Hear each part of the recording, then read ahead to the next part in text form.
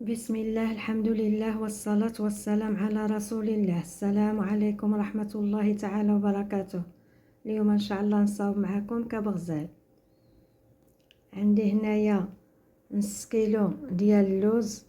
هانتوما عارفين دابا كاملين تيعرف اللوز تنردو الماء يغلي، ملي تيغلي تنلوحوه فيه صافي وتنحيدوه ونقشروه ونغسلوه ونخليوه يقطر ونصابوه فشي سوينيه فوق منيدل ونخليوه يبات ليله كامله ينشف من ديك الماء، ضروري يبات.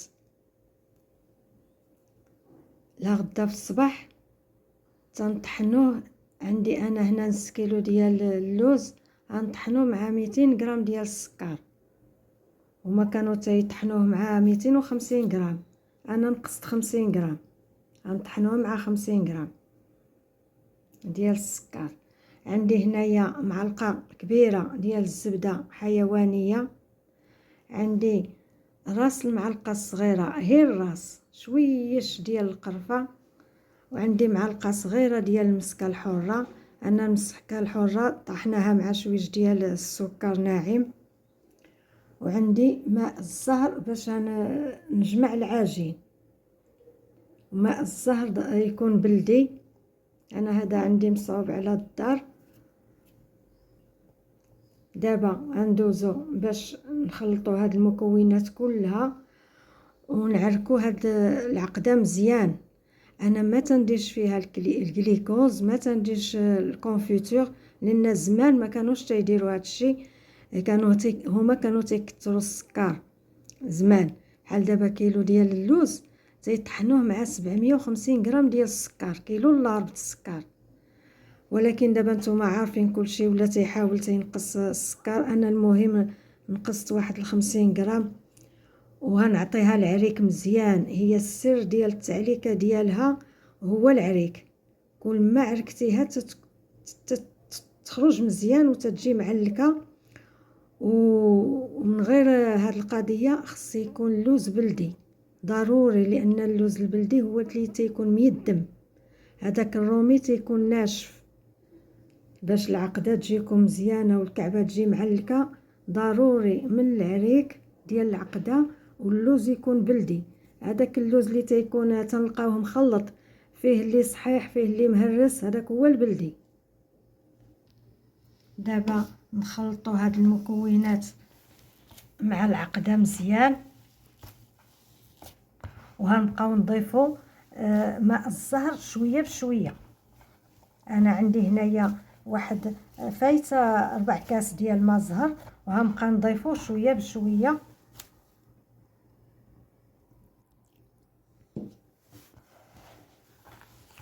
ونعرك.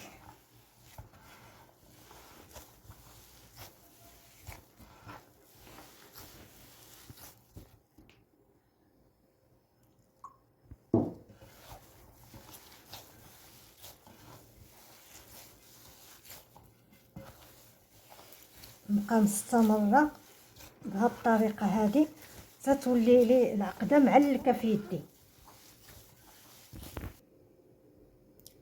وها هي دي العقده، ها هي انا عركتها، شتي كي تتجي، ها هي معلكه بحال المسكه. دابا نشكلوها بالنسبه للقياس. زمان كانوا تيصاوبوا الكعبه كبيره تبارك الله، لاله مولاتي كعبه اللي كلا وحده صافي. دابا هانتوما عارفين كلشي بداو يصاوبوا صغيور. الدوازده كله دابا ولاو يصغروه. المهم الكعبه ديال دابا تيكون فيها هكا ما بين 15 ل 16 غرام. ديال زمان كانت 20 غرام. انا هندير ما بين وبين، هندير انا ديال 18 غرام باش تجي معوطه عاوتاني، ماشي ديكشي صغيور بلا قياس. المهم انا هنشكلهم. ها انا دابا تنحربلو هاد التحربيله بهاد الطريقه هادي. تنخليو هنا في الوسط شويش غليظ وتنجيو في القنيتات تنرققو. دابا انا نمشي على هاد القياس هذا ديال 18 غرام صافي. وملي نسالي التحربيله انا نصوب معكم وحيده حداكم. انا دابا القياس ديالي في عينيا.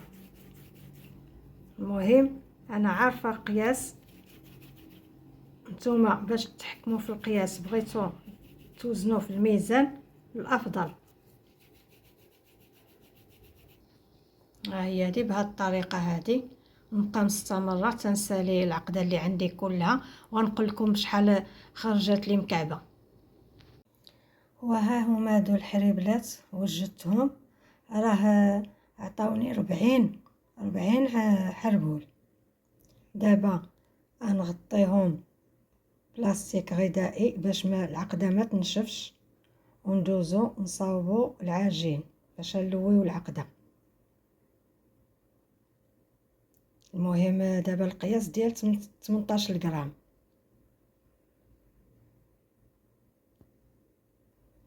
العقده ديال زمان كانت بحال دابا كيلو ديال اللوز يلاه تيخرج لنا واحد 55 حتى 60 كعبه، حيت كانت الكعبه كبيره. ولالا ديال الوالد الله يرحمهم جميعا كانت تصاوب الكعبه كبيره، واقيلا فايته 20 غرام تبارك الله. واحد الكعبه عندها غزاله، وكانت العقده معلكه والعجين ما تتبانش، تقول تاكل العقده بوحدها، ديك العجين ما تتبانش حتى ملي تيكون حاطين الكعب العجين ما تتبانش على ديك الكعبه بالكل. عندي هنايا 250 غرام ديال الدقيق من النوعيه الجيده، معلقه كبيره ديال السكر ناعم سكر كلاص، قريصه ديال الملحه، ومعلقه صغيره ديال المسكه الحره راني طحناها مع شويه ديال السكر ناعم. وعندي هنايا نص كاس ديال ماء الزهر، المهم يكون طبيعي. عندي معلقه كبيره ديال الزبده، وعندي هنايا نص بيضه، حيت انا دابا عندي نص كيلو ديال العقده د اللوز غنحتاج لها العجين هي واحد 250 غرام ديال الدقيق. غنحتاج هنا البيضه ما نديرهاش كلها. نغربل هادشي كله،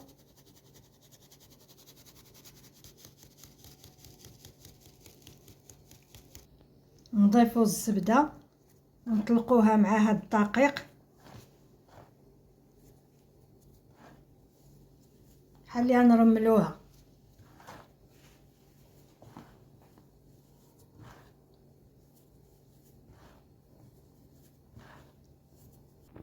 دابا نضيفو هذاك البيض، باش نضيف غير نص بيضه. وبالنسبه للزبده، هذا الزبده اللي درت تكون حيوانيه من الافضل.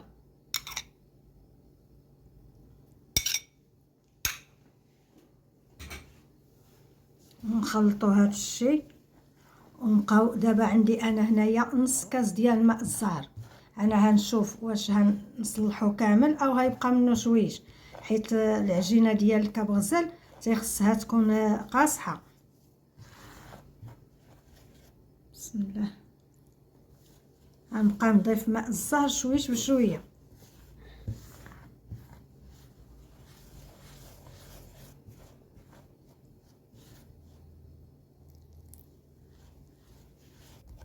وها هي دي العجين تتجي على هذا الشكل هذا، هانتوما ماشي خفيفه وماشي قاصحه. دابا هنقسموها قطع.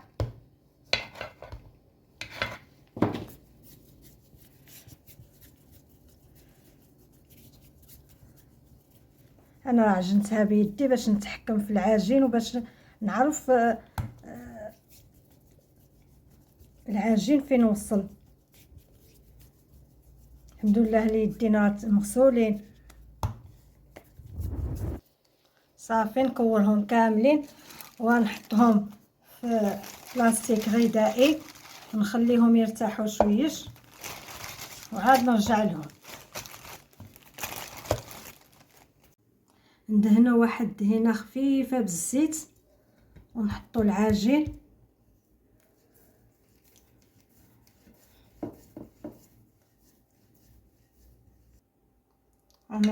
نقص من العجين ونعاود نرجعها في البلاستيك الغذائي باش ما تنشفش.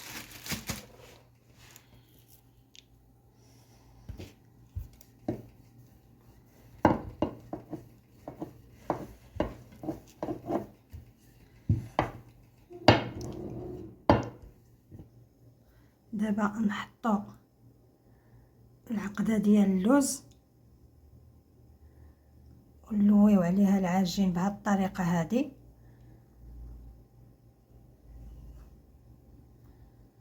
ونحاولوا نخرجوا الهواء من العجين.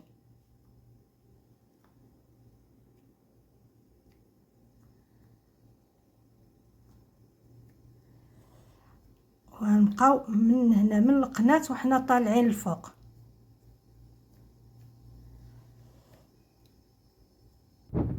نقادوها بهذا الشكل هذا، هانتوما شفتي تجي على هذا الشكل هذا. ناخذ الناعوره ونقطعو نخليو غير واحد 2 ميلي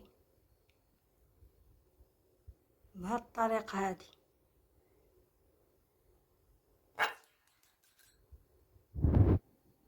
وها هي هذه الكعبه تجي على هذا الشكل هذا. انا نعاود معكم وحيده عاوتاني. ها بهذه الطريقه هذه. العجين ضروري يكون رقيق،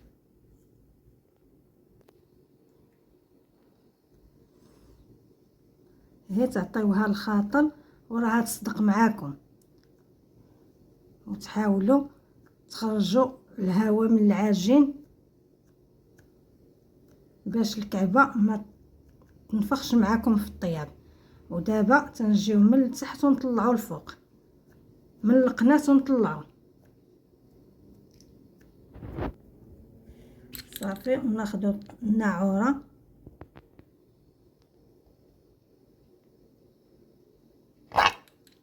صافي بهذه الطريقه هذه.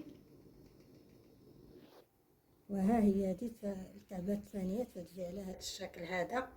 دابا انا غنبقى نستمر تنسالي اللي عندي كله ونرجع معكم.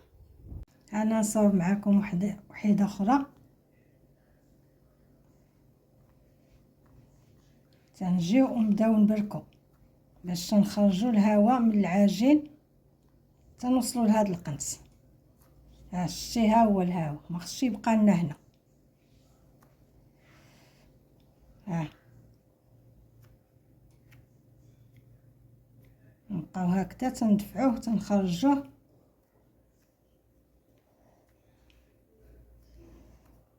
عاد ناخذوا الناعوره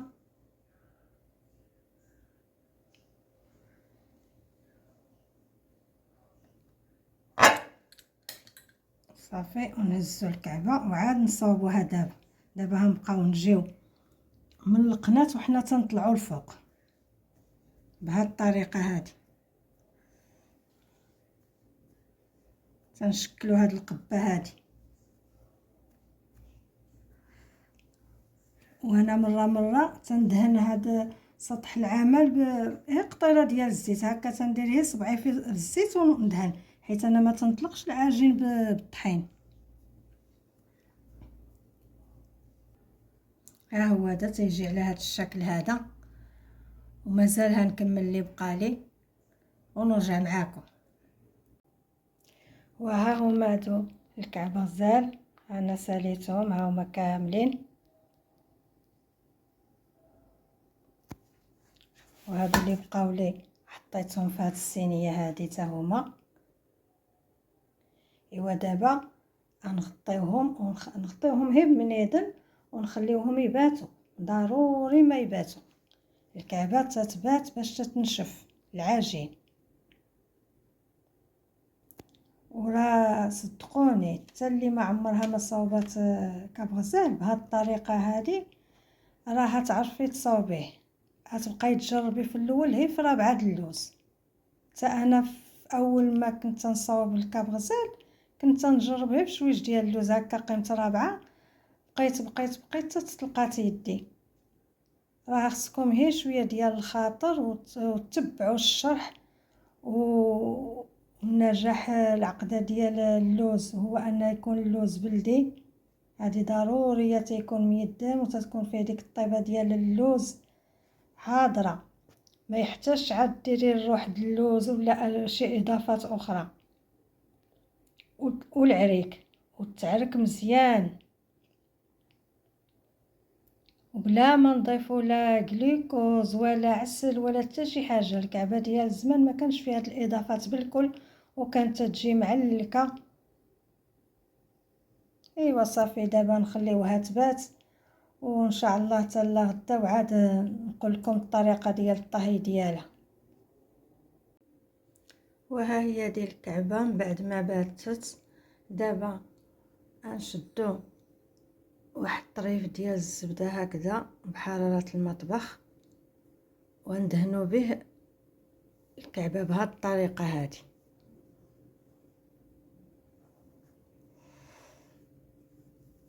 ندهن الكعبه كلها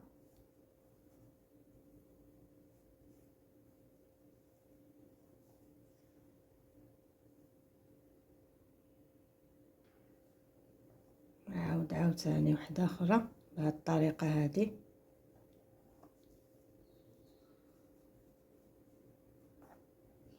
والفران راه تيسخن على 160 وندخلوا الكعبه بعدا قبل ما ندخلوها منين ندهنها ونسالي غنثقبوها عاد نوريكم كيفاش.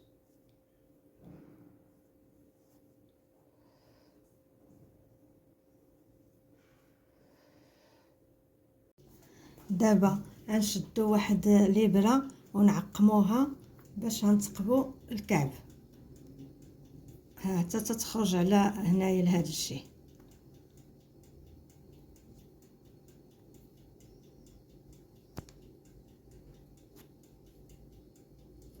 عاوتاني نجيو هنا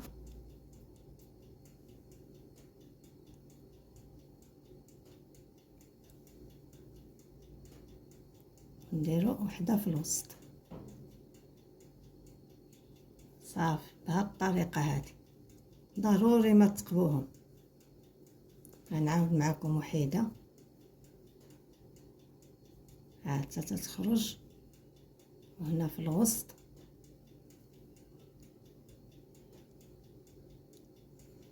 تجي هنايا لهذا الشيء هذا القنيت هذا وندخلوهم للفران على 160 وهيبقاو معنا واحد 15 حتى 20 دقيقه. المهم كل واحد على حسب فرانه